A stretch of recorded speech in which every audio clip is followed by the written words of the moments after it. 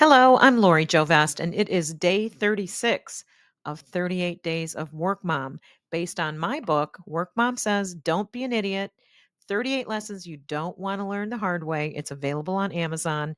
Great information to help you play the emotional contact sport of business. And today we're going to talk about reading spy novels.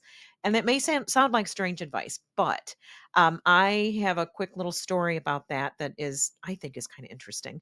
Worked with a guy when I was in my late 20s, and we'd both gotten hired 6 months earlier by a recruiter. He had moved his pregnant wife from Chicago to Michigan for a job as sales director, and I was marketing manager. And we were so excited to be working at this great video production facility.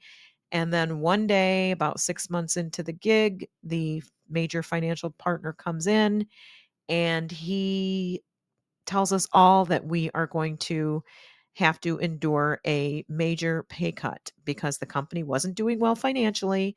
And he was going to have to go through all the different aspects of the company budget. And he was going to start with payroll with 20 to 30% cuts. It was horrible and it was hard. And a lot of us were kind of running around gossiping to each other and complaining and, behind the closed doors, talking about how upset we were, except for Tom. And Tom's the gentleman that moved his wife from Chicago. And he was just cool as a cucumber, always so cool, no matter what. Didn't talk about it very much, didn't gossip. And in this situation, handled it extraordinarily well.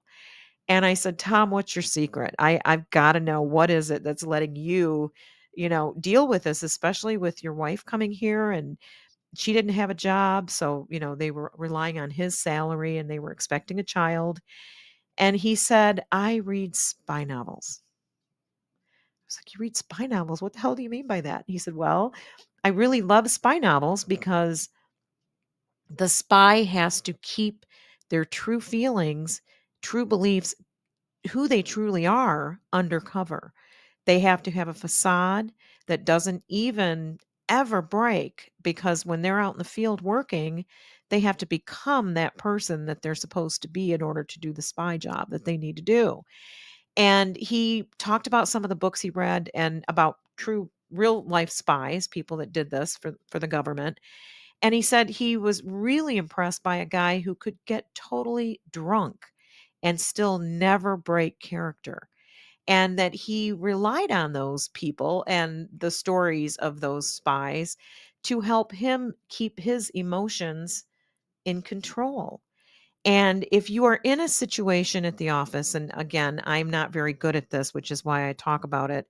If you're in a situation at the office that brings up big emotions, whatever it is, a layoff, you get reprimanded for something that you don't think you did or that you don't think was that bad or that you didn't expect, and something happens that really gets your emotions up. The best thing you can do is go quiet and think about those spy novels that Tom used to read. And in the work environment, keep your cool. It's hard, but you'll never regret it. When you have an emotional upset reaction in the office, you will look back the next few days, weeks, months later, and you'll regret that you did that, whatever it was that you did based on those heavy emotions.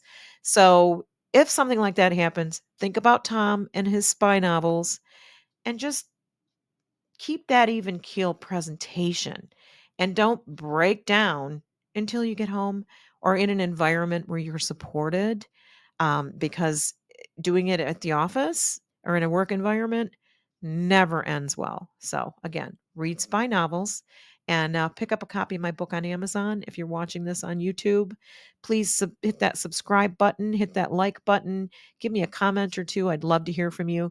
And I'm also an open networker on LinkedIn, and on Work Mom Says, I have a podcast. So I'd love to hear from you there as well. So take care, and I'll see you tomorrow.